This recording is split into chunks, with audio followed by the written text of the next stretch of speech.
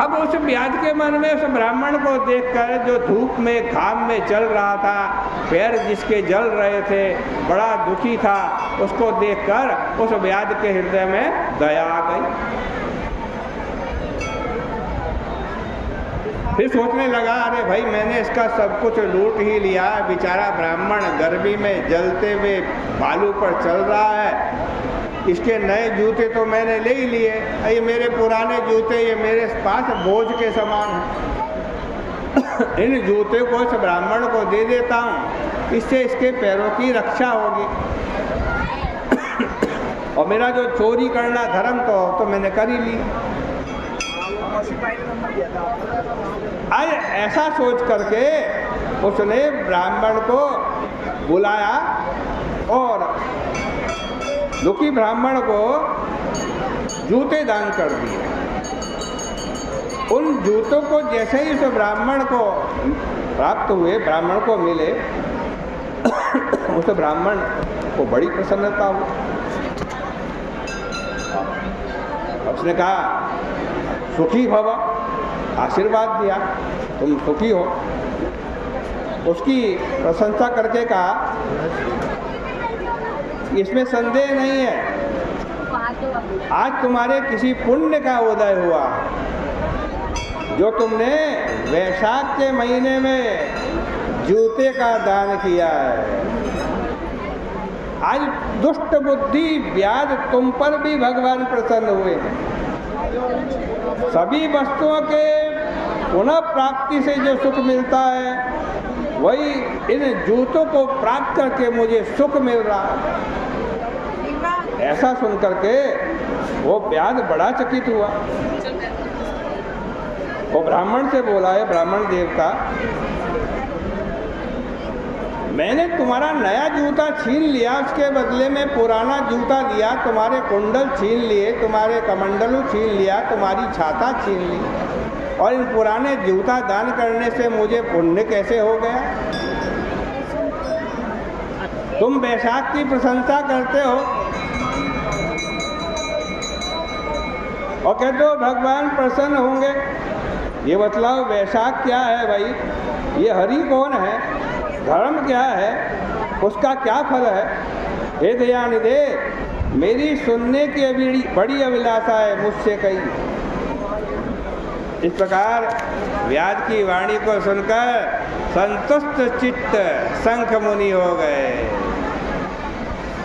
और वैशाख धर्म की प्रशंसा करते हुए पुनः वे विस्मय में पड़ गए और कहने लगे, अरे बड़ा आश्चर्य है वैशाख के धर्म का। इस व्याध ने, जिसकी बड़ी बुरी बुद्धि थी, डकैती डालने की बुद्धि थी, चोरी करने की, हत्या करने वाली बुद्धि थी, इसने वैशाख के महीने में जूते दान किए। आज ये पूछ रहा है विष्णु भगवान कौन होते हैं, वैशाख धर्म क्या होता है।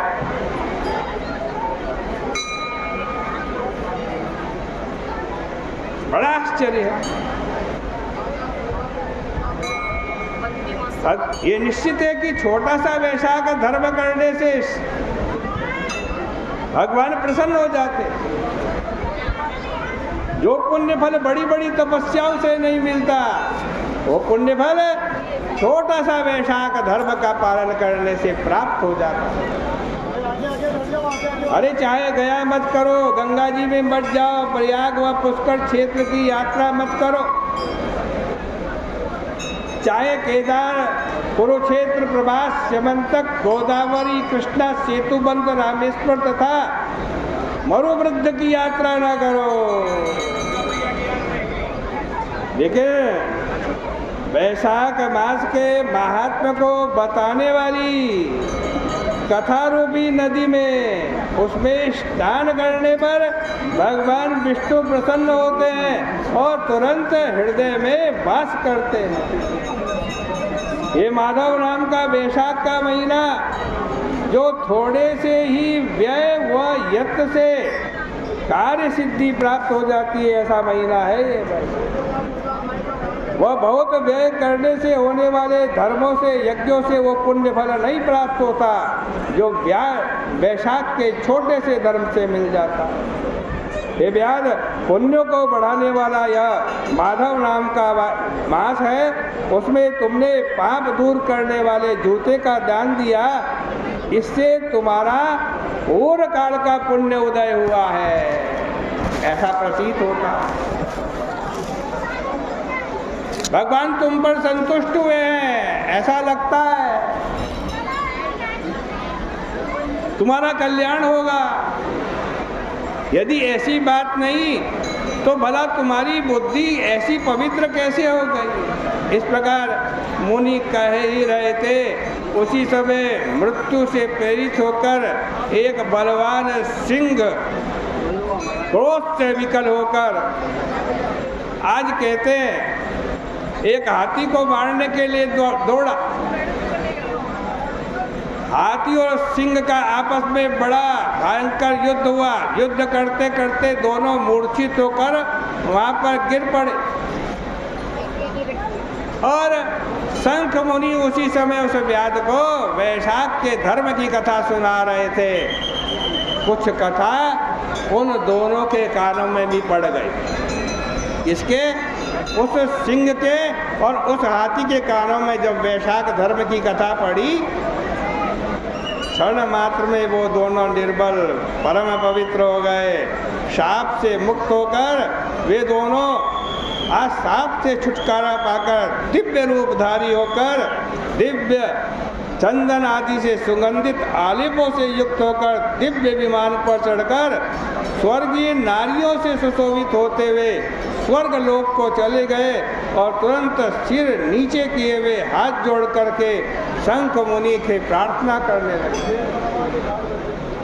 धर्मोपदेशक मुनिवर ने व्याध के निमित्त रास्ते में उन्हें देखकर विस्मित होकर निश्चल मन से पूछा, आप दोनों कौन हैं? तुम दोनों का जन्म दुष्ट योनि में क्यों हुआ और क्यों तुम मरे तथा बिना कारण के ही इस वर में आपस में एक दूसरे को मारने की भावना से तुम क्यों उद्यत रहे?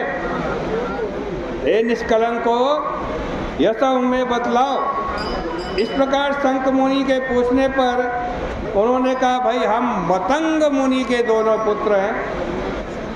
मेरा नाम दंतिल है और ये मेरा भाई कोहल है। शाप के कारण दोनों दंतिल और कोहल नाम से हम पैदा हुए थे।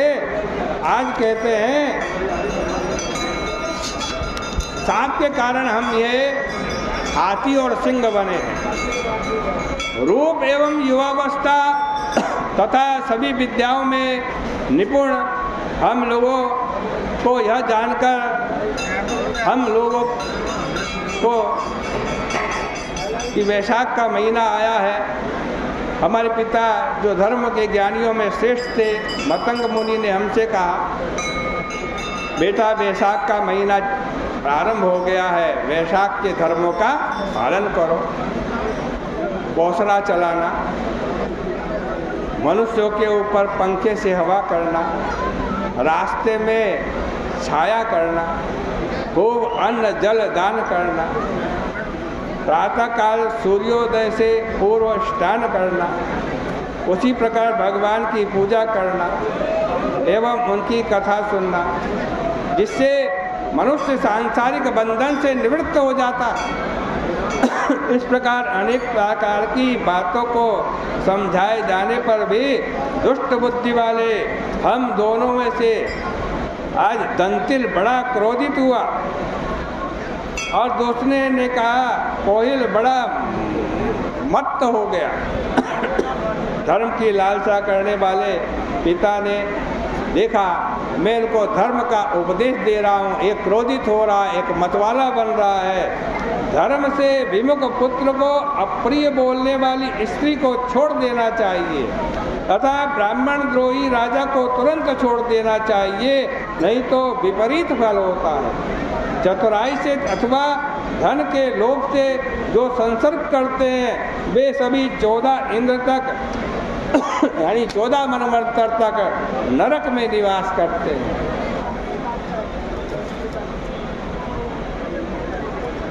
आज कहते हैं क्रुद्ध हुए वे दंतिल, जा तू क्रोध करने वाला शेर बन जा, सिंह बन जा, साफ दे दिया पिता। ये आपके पंडित जी पैसे और तू बड़ा मतवाला बना हुआ था, जा तो आज मतवाला हाथी बन जा। हम दोनों को श्राप मिला, हम दोनों एक सिंह बन गया, एक हाथी बन गया। हमने पिताजी से प्रार्थना की कि महाराज बड़े अपराध हो गया, हमें क्षमा कर दो, हमारा शाप कैसे दूर होगा। तब पिताजी ने उपदेश दिया कि तुम जब आपस में युद्ध करते हुए वन में बेहोश हो गए, तब एक मुनि एक व्याध को वैशाख महीने की कथा सुना रहा होगा, और जब तुम वैशाख महीने की कथा श्रवण कर लोगे, उनकी कथा श्रवण करते ही तुम पाप से मुक्त हो जाओगे।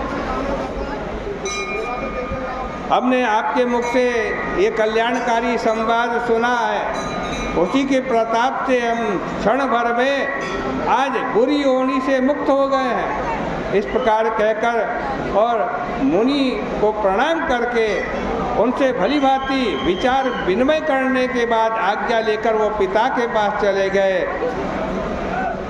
आज कहते हैं मुनि ने फिर कहा, वैशाख महात्मा श्रवण का महान फल देखो, क्षण भर के श्रवण मात्र से मेरे ये दोनों पुत्र मुक्त हो गए हैं। इस प्रकार मुनियों में श्रेष्ठ दयानिधि, निष्प्रिय, बुद्धिमान में अग्रणीय, विशुद्ध मन वाले, पुण्यों के एकमात्र आधार शंख मुनि बोल ही रहे थे कि व्याध ने अपने शस्त्र अस्त्रों को पृथ्वी पर रख दिया।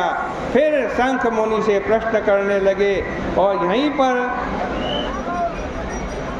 श्री स्कंद पुराणे वैशाख महात्म्य नारद अमृत संवादे दंतिल कोहली और मुक्ति प्राप्ति नाम सप्तदशोध्याय, ये 17वें अध्याय की कथा, इसके पुण्य को हम भगवान श्री कृष्ण जी के चरणों में अर्पित करते हैं। अब आरती का समय है भाई। ये गंगा जी की सेवा में आप लोगों ने सहयोग किया है, धन्यवाद है भाई। और किसी माता बहन भाई की इच्छा बने